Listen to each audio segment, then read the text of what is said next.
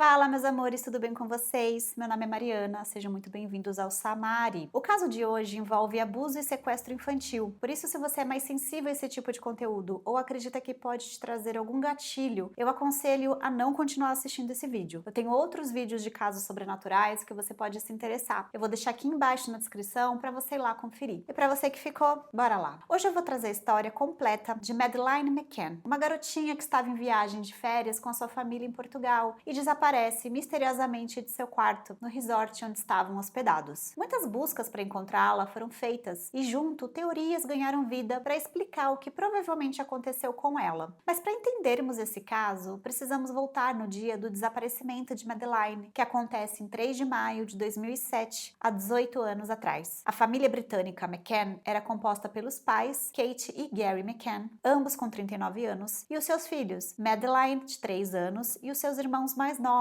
os gêmeos Sean e Amélie, de 2 anos. A família passava as férias na Praia da Luz, no Algarve, em Portugal. Eles estavam jantando no restaurante Tapas do Ocean Club, onde estavam hospedados com alguns amigos. Era o último dia de viagem quando Kate e Gary deixam as crianças dormindo sozinhas no quarto e saem para jantar às 8h30. Os filhos dos outros casais que estavam com eles também foram deixados no quarto, dormindo, e em um acordo entre os adultos, combinaram que de 30 em 30 minutos, um deles iria até os quartos para se certificarem de que as crianças estavam bem. E aqui eu já queria fazer o meu primeiro comentário. Eu sei que pra gente parece muita irresponsabilidade deixar crianças tão pequenas sozinhas no quarto de um hotel, e mas a gente precisa lembrar da época em que a história aconteceu e as condições do país em que estavam. Eu até busquei saber como era Portugal na década de 2000 e aparentemente era um lugar bem seguro. A região onde estavam tinha 3.000 habitantes. Apesar do quarto do hotel onde Madeleine estava, a janela dava para alcançar a rua. É claro que a gente não pode dar sorte para o azar, mas se você foi criança nos anos 90, assim como eu, sabe que nós éramos bem mais livres e com certeza os nossos pais hoje seriam julgados pelas coisas que deixavam a gente fazer também. Então vamos focar na história, lembrando que foi há quase 20 anos atrás, em um país com baixíssima criminalidade, ok? Bom, voltando para o caso, os adultos acharam que fazendo a ronda e o jantar sendo rápido, as crianças estariam em segurança. Eles tinham certa visibilidade dos quartos, a porta da frente do apartamento estava trancada e a porta dos fundos era de correr e só trancava por dentro. Eles então deixaram a porta do fundo destrancada para conseguirem fazer a ronda. Essa porta dava acesso à piscina e ao restaurante, mas também podia ser acessada pela rua Doutor Francisco do Martins, através de um portão e de uma escada. Para chegar ao restaurante, era preciso atravessar uma rua pública. Do restaurante, os adultos conseguiam ver a parte superior dos apartamentos, mas não as portas, ou seja, não conseguiriam ver se alguém estivesse entrando ou saindo do quarto. A ordem da ronda foi iniciada por Gary, que verificou as crianças às 9 horas. Um amigo teria verificado às 9h30, e quando foi a vez de Kate olhar às 10 horas, teria dado falta de Madeleine. Ela percebe ainda que a janela do quarto estava aberta, porém afirma ter a deixado fechada antes de saírem para jantar. O amigo do casal que fez a ronda às 9h30 não consegue lembrar se a janela estava aberta ou fechada. No mesmo instante, os funcionários do hotel são informados do ocorrido e a polícia é acionada. As primeiras buscas foram até o início da manhã, quando mais de 100 voluntários se juntaram na procura de Madeleine, que duraram dias após o seu desaparecimento. O seu sumiço foi noticiado pela mídia internacional, com o caso se tornando um dos mais polêmicos e dramáticos das últimas décadas. Kate e Gary diziam que não conseguiam descrever a angústia e o desespero que estavam sentindo, ainda mais porque a polícia acreditava que Madeleine havia sido sequestrada e que ainda estaria viva em Portugal. Muitos erros aconteceram durante as investigações. A polícia portuguesa foi muito criticada por não ter ido atrás de outras pistas que haviam no local, como a existência de uma rede de pedofilia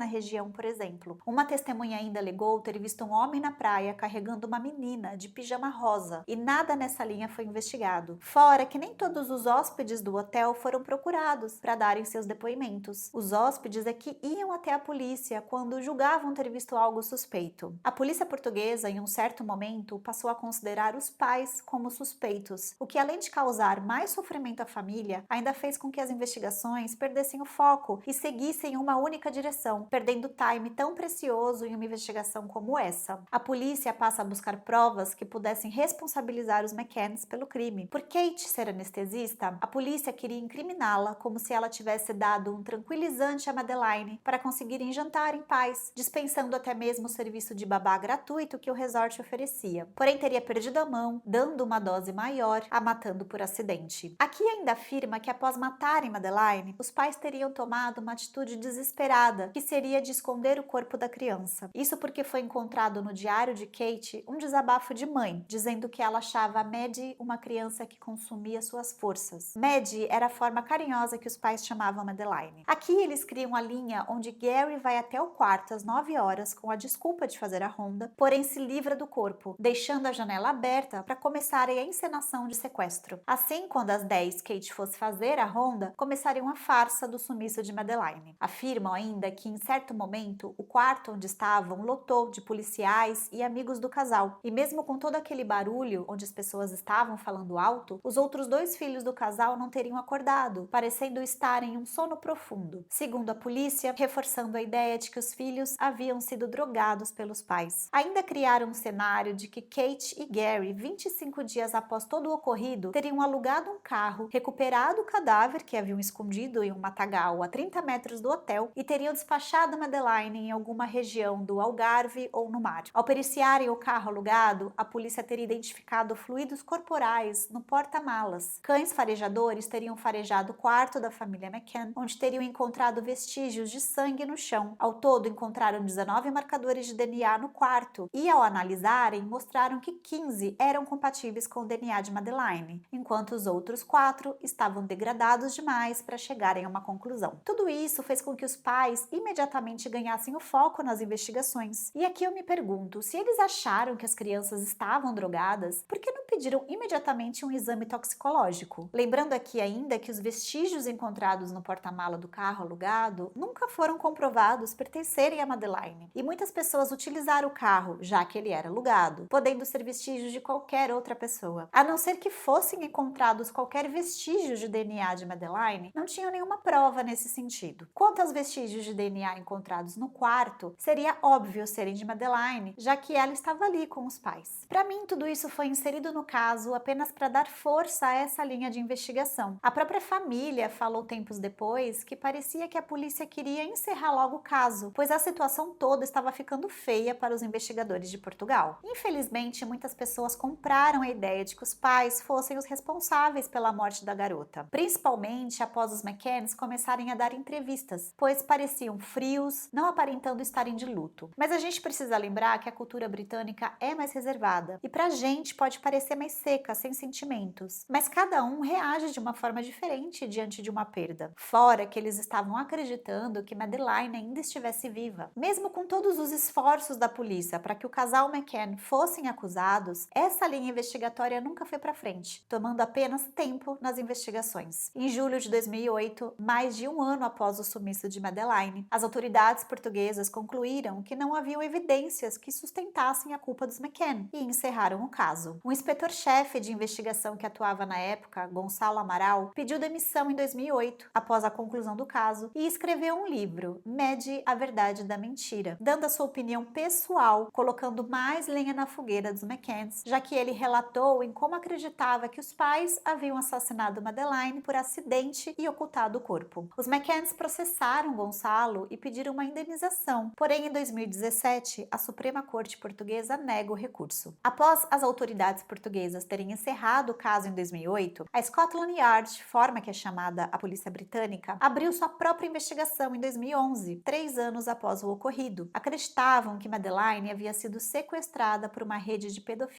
Em 2012, divulga uma foto de como Madeleine estaria aos 9 anos, para que quem a visse pudesse reconhecê-la. 1000 depoimentos foram coletados, centenas de suspeitos foram investigados e 11 milhões de libras foram gastos nas investigações, que levou o nome de Operação Grange, e ainda assim não foi possível obter qualquer pista de onde Madeleine poderia estar. Nossa, não dá nem para imaginar o quão doloroso tudo isso foi e é para os pais verem a sua filha de 3 anos sumir, e a principal linha do que provavelmente aconteceu com ela é de que alguém a sequestrou para algo tão monstruoso como esse. Não consigo imaginar a força que tiveram que encontrar para conseguirem seguir com a vida, ainda mais porque tinham outros 2 filhos pequenos para cuidar. Eu vou recapitular cronologicamente para entendermos como se deu os acontecimentos após o desaparecimento de Madeleine. Em 20 de janeiro de 2008, os McCann divulgam retratos falados de um suspeito com base na descrição feita por um turista britânico de um homem assustador visto no resort. Em abril, a polícia portuguesa viajou para o Reino Unido para participar de entrevistas conduzidas pela polícia de Leicestershire. Em julho, a polícia portuguesa arquiva o caso, retirando as suspeitas sobre os McCann. Em 3 de novembro de 2009, fotos de Madeleine são divulgadas de como seria sua aparência atual. Em março de 2010, os McCann criticam a divulgação de arquivos policiais portugueses inéditos, detalhando possíveis avistamentos de Madeleine para jornais britânicos. Em abril, Gary McCann diz em entrevista o quanto frustrante é que a polícia de Portugal e do Reino Unido não estejam procurando sua filha de forma ativa. Em novembro, Kate e Gary assinam um contrato para escreverem um livro chamado Madeleine, o desaparecimento de nossa filha e a incessante busca por ela, sendo publicado em maio do ano seguinte. Ainda em 2011, o primeiro-ministro David Cameron pede ajuda à Polícia Metropolitana para investigar o caso e segue uma análise de 2 anos para isso. Em abril de 2012, o detetive-chefe Andy Redwood, que era o responsável pelas investigações, diz em uma transmissão do programa da BBC de que sua equipe está buscando encerrar o caso. Uma imagem gerada por computador de como Madeleine poderia se parecer aos 9 anos é divulgada, um dia antes das autoridades portuguesas anunciarem que não iriam reabrir a investigação. Em julho de 2013, a Scotland Yard anuncia novas provas e testemunhas deste caso e reabrem uma investigação formal. Em outubro, informaram ter identificado 41 possíveis suspeitos. Uma denúncia do BBC, Crime Watch, apresenta imagens de um homem carregando uma criança loira de 3 ou 4 anos na Praia da Luz, na época do desaparecimento de Madeleine. A polícia portuguesa reabre sua investigação, que é conduzida em paralelo à da Scotland Yard. Em janeiro de 2014, detetives britânicos viajam para Portugal, alegando que iriam efetuar prisões. Em junho, são realizadas buscas na Praia da Luz, incluindo uma área de matagal situada sudoeste do complexo Ocean Club, não sendo encontrado nenhuma evidência. Um mês depois, em julho, 4 suspeitos são interrogados pela polícia, mas não há novos desenvolvimentos. Em setembro de 2015, o governo britânico divulgou que a investigação custou mais de 10 milhões de libras. Em 2017, os 4 suspeitos oficiais investigados pela polícia foram descartados das investigações, mas autoridades de alto escalão afirmaram estar seguindo uma linha de investigação significativa. Em junho de 2019, o governo do Reino Unido afirmou que financiará o inquérito da Polícia Metropolitana, iniciando em 2011 até março de 2020. Em junho de 2020, a polícia revelou que um prisioneiro alemão de 43 anos, identificado pela mídia alemã como Christian B., havia sido identificado como suspeito. Os McCanns agradecem à polícia, dizendo tudo o que sempre quiseram era encontrá-la, descobrir a verdade e levar os responsáveis à justiça. Eles afirmaram ainda de nunca terem perdido a esperança de encontrar Madeleine viva, mas que, independente do resultado, precisavam saber, pois precisavam encontrar a paz. A partir dessa nova investigação, os detetives alemães classificaram o caso como uma investigação de homicídio, presumindo que Madeleine estaria morta. Em abril de 2022, um alemão é declarado oficialmente suspeito pelos promotores portugueses que investigam o caso. Christian Bruckner, que já havia sido considerado suspeito em 2020, agora com 45 anos é declarado suspeito, embora as autoridades portuguesas não terem revelado formalmente o seu nome. Christian Bruckner já havia sido condenado por abuso de crianças e tráfico de drogas e atualmente cumpre pena de 7 anos na prisão na Alemanha por violentar uma mulher na região do Algarve, em Portugal, onde McCann desapareceu. Entretanto, sua sentença vai até setembro de 2025 e, segundo o promotor alemão Hans Christian Wolters, apesar de tudo apontar para Christian, não há evidências substanciais do envolvimento dele no desaparecimento de Madeleine, sendo quase certo de sua soltura no início de setembro. É um absurdo tudo o que já encontraram sobre esse homem e ele não tenha pego uma prisão perpétua, né? Às vezes a gente reclama das leis do nosso país, mas isso para mim é muito pouco. A pedofilia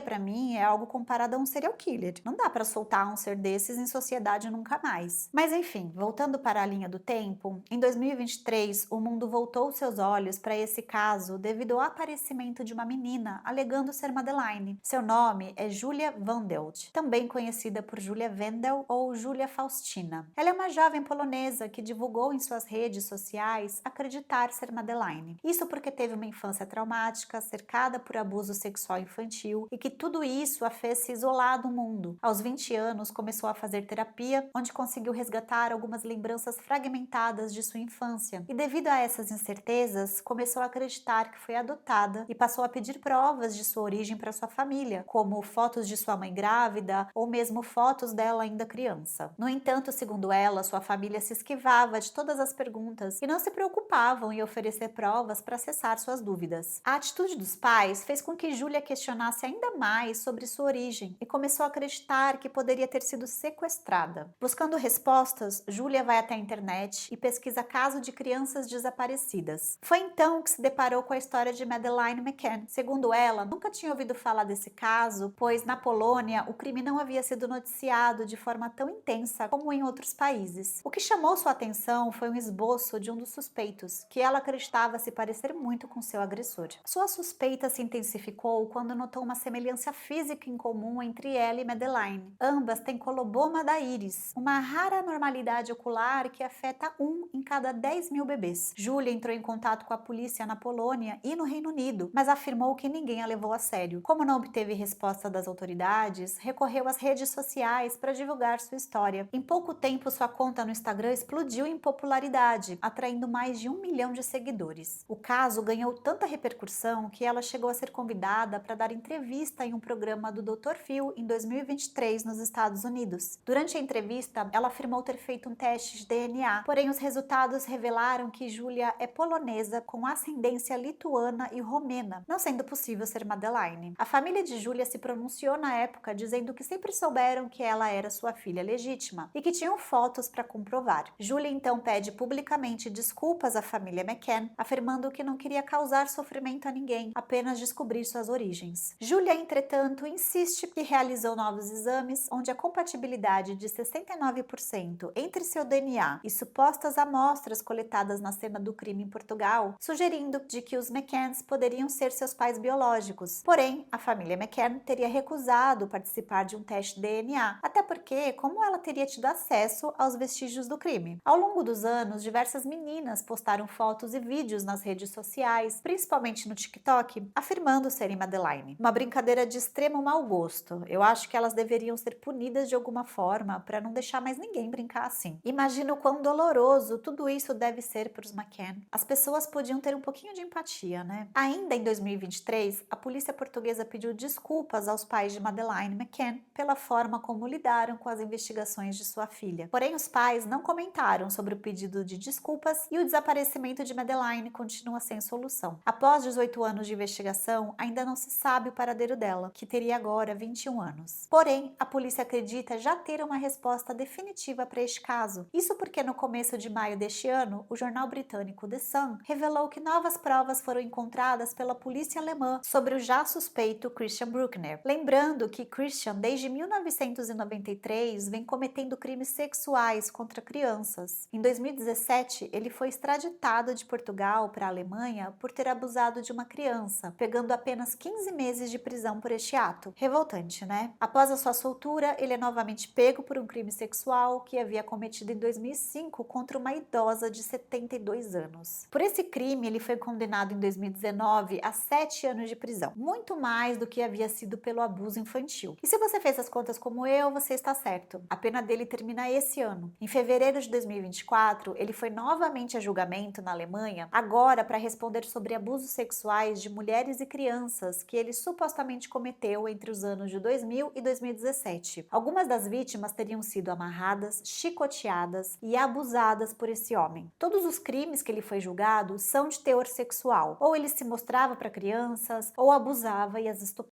Mas por que em envolveram ele com o caso de Madeleine? Bom, primeiro que um colega de cela de Christian contou para o Tribunal de Justiça que Christian teria confessado que havia sequestrado uma garotinha quando estava em Algarve, em Portugal. Ele falou que teria tirado essa garotinha de um quarto de hotel. Como a polícia não tinha evidências concretas para ligar isso ao caso de Madeleine, nada pôde ser feito na ocasião. Como Christian sempre negou qualquer participação nesse caso, apenas a confidência de seu colega de cela não o levaria à prisão. Porém, no começo desse mês, o jornal The Sun divulgou evidências fortíssimas que ligam diretamente Christian a Madeleine. Segundo The Sun, foi encontrado dentro de uma fábrica desativada no interior da Alemanha um HD com conversas de Christian com outros pedófilos, onde ele contava que queria sequestrar uma criança e usá-la por dias. Ele teria dito coisas tão pesadas do que queria fazer ou já teria feito com suas vítimas que nem mesmo os outros pedófilos quiseram continuar ouvindo e pararam de falar com ele. Histórias que eu me recuso a trazer no meu canal porque são de uma mente extremamente perturbada. Entre outros itens encontrados na fábrica, ainda tinham máscaras, armas, produtos químicos, 75 roupas de banho de criança, sendo sua maioria maiôs, brinquedos, substâncias químicas que causam perda da consciência e muito provavelmente o local teria sido utilizado como cativeiro. Encontraram ainda uma cova rasa e um esconderijo que continha basicamente um sofá e uma mesa de centro. E adivinhe em nome de quem estava a fábrica?